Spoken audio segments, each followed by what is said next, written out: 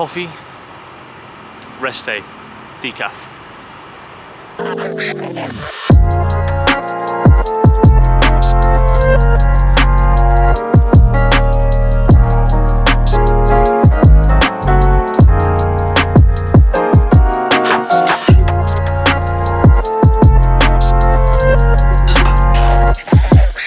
Do you know one of my favourite shows is, my favourite show is Family Guy. Family Guy is, to me, hilarious. Husband and I would like to open a cookie store. We've done all the research and I'm very confident we can turn a profit. I've brought some samples if you'd like to try one. She said one. Take one. Well, these are delicious. Let me just run this by my supervisor. Yes! Now, if you watch Family Guy, there is a story A and a story B. Now, what we're going to do today is I'm story A, and story B is going to be the raw footage of yesterday's upper session.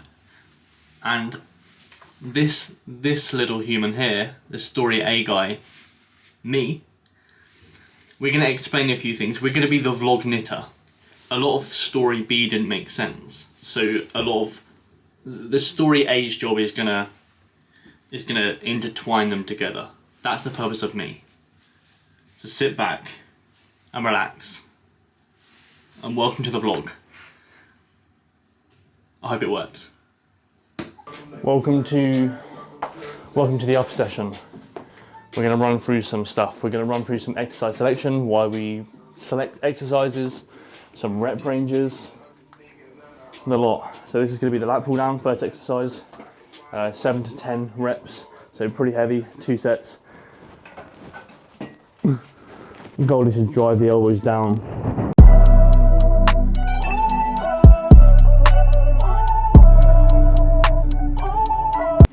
See from reps, like 4 or 5, you will start to see the reps slow down. That will give me a good indicator that we're training within effective reps, and that's all I take it as. So right there, that's around 1 or 2 RER, and then we go from there. Easy, 2 sets. Also, you'll see how much I'm exaggerating, pushing the elbows down. Instead of kind of ripping with the biceps, you see a lot of people with a lat pull down, what they'll do is actually just kind of push down with their biceps. But your lat is so much bigger, such a bigger muscle group, then why would you push down with your biceps, which is so small? Just drive with your elbows. Think elbow to hip. The only crappy thing with this setup is the fact that it has, with a normal lat pull down, you'd have like something across here, so it would kind of drive you down. Whereas as my setup, I just have my legs kind of free flowing. I have thought of kind of wrapping bands around, but to be honest, it's a bit of a pain in the ass. That's something that you're just gonna have to work out for yourself. If I consistently try and make this movement optimal, is it gonna give me a good STR, stimulus to time ratio? Am I gonna spend my whole time setting this up, or am I gonna actually just do some work? And I choose that latter. This is gonna be the back off set. So actually I'm gonna do 3 sets of lat pull down. 2 is going to be in the 7 to 10 rep range, and this is going to be in a 10 to 15 rep range, so 1 set here, total of 3 sets. But as stated previously, I need something across my leg. The back off set I don't. I can drive it down myself.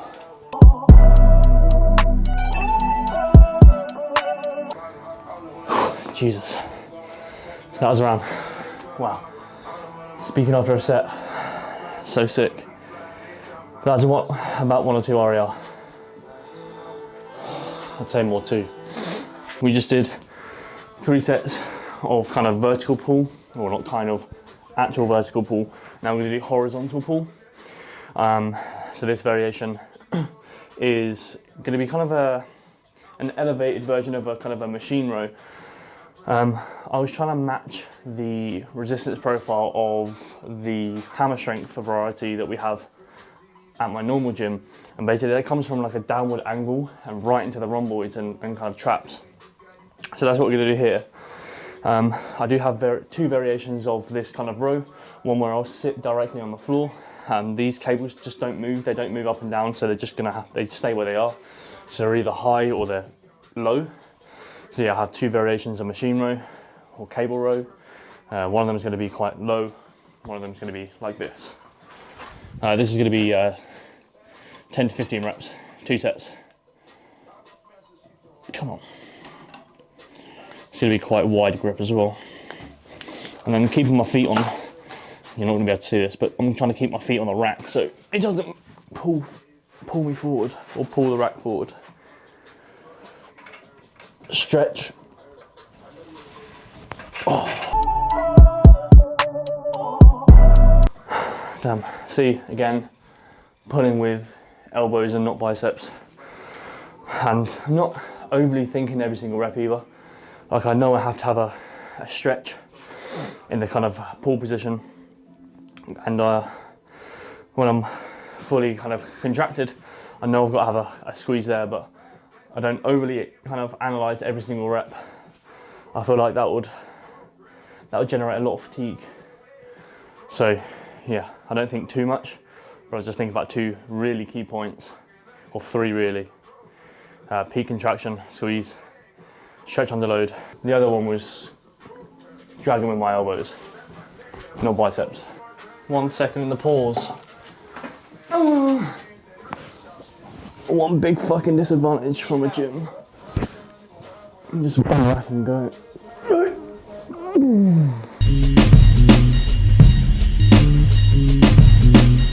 Jesus. We're going to do the same as what we did for the pull up and have 1 or 2 loading sets. That's going to be in that 8 to 12 rep range, and then we're going to have 1 down set. But the major disadvantage from being here and not in the gym is the unracking. You're just going to generate a shit ton of fatigue. Whereas it's on a Smith, you can just unrack and go.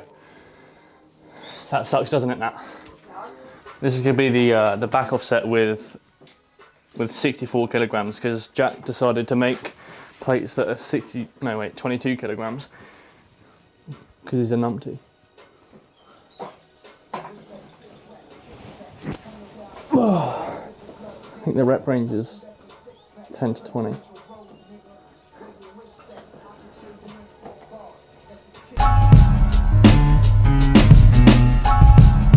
Shitty death. So I'm trying to keep reps very consistent. You see a lot of people on IG, Natalie, Instagram. See a lot of people on Instagram taking like 30 seconds at the top of the range of motion. And all that's going to do is just generate or add fatigue. So you're just going to hit multiple failure points throughout the set. So this way, we actually know we're training to the correct RER, and we actually know we can actually track progression throughout mesocycles or throughout microcycles. So that's why we do consistent reps. Otherwise, if you could time it, if you could time each rep, then that way you could progress, but it's just a lot easier not to think about it and just have consistent reps.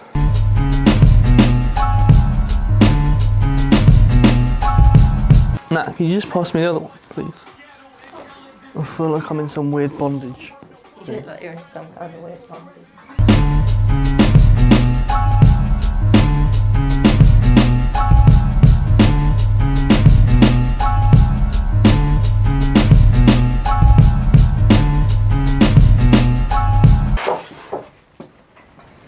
Help me!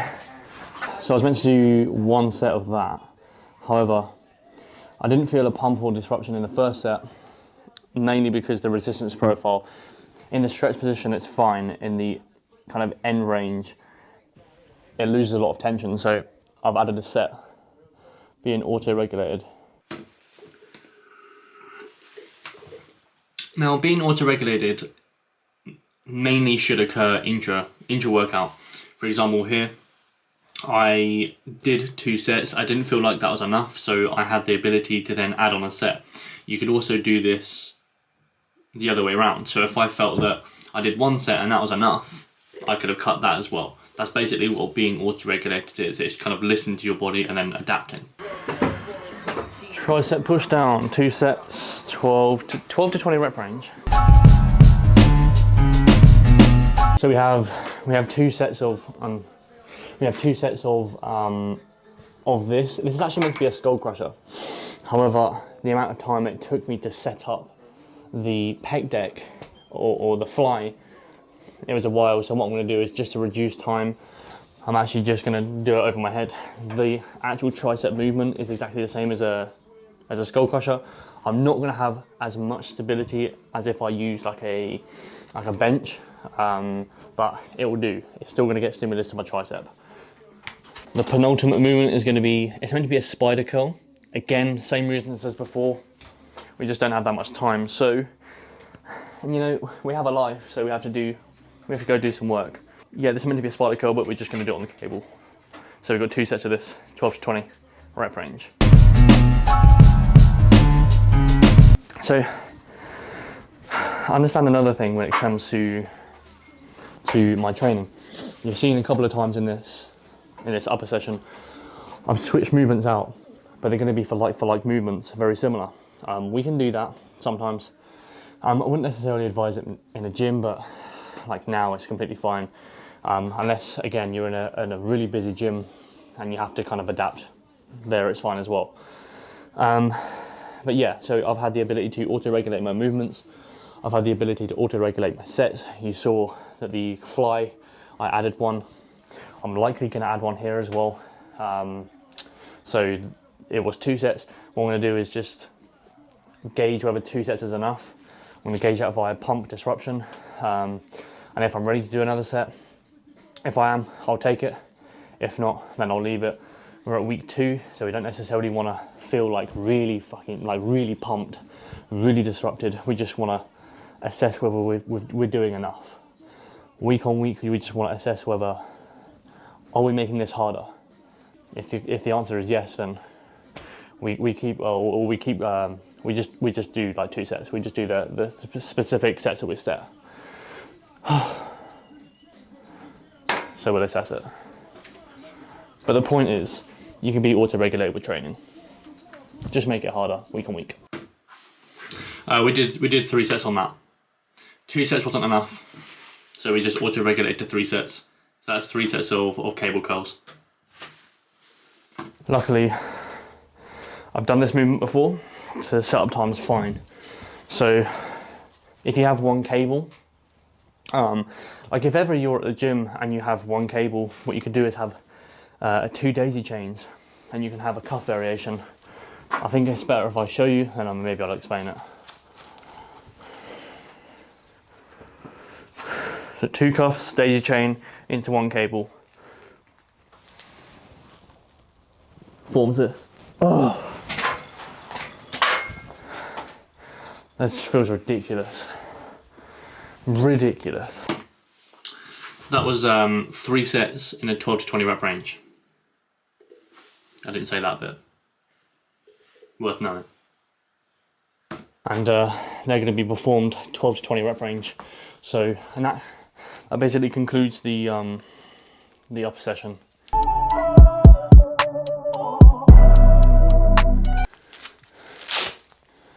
Fantastic. What a great session. Who said RAR training was easy? After the workout, we had some a post-workout meal.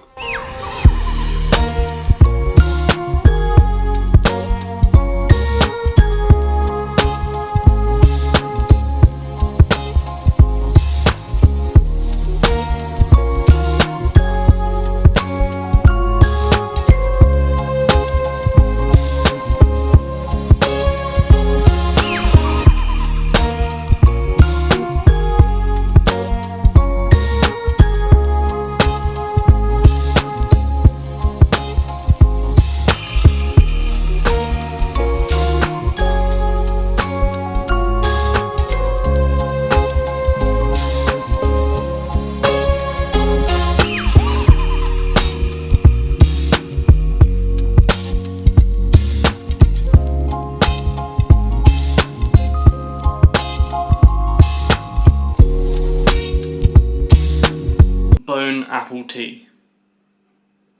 It's a very easy meal. And that pretty much concluded the day. I didn't do a lot else.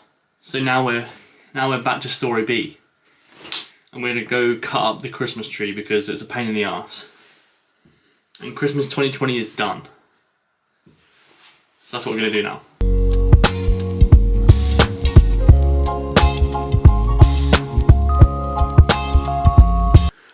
Pro tip, don't garden in nice jacket.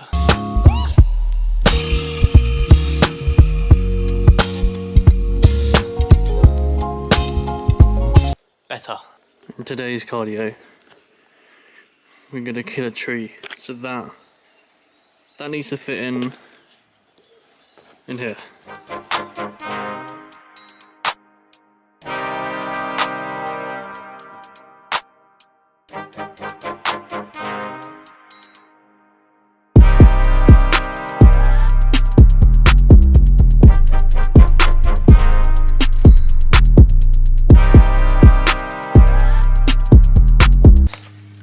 This was a very smelly Christmas tree. However, it was one of them Christmas trees that all of the what do you call these? Needles. There was a shit ton of needles in our house. So I'm very glad to be chopping it up outside.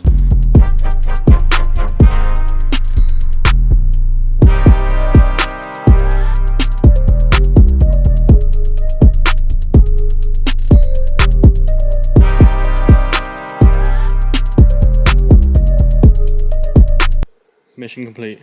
So here was where the Christmas tree was and now fallen.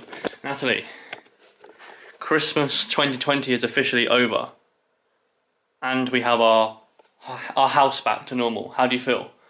How do you feel? Fabulous. And also this means that we are getting closer to moving into our new house. Hopefully. Fingers crossed. Peace. I'll see you in vlog number 27.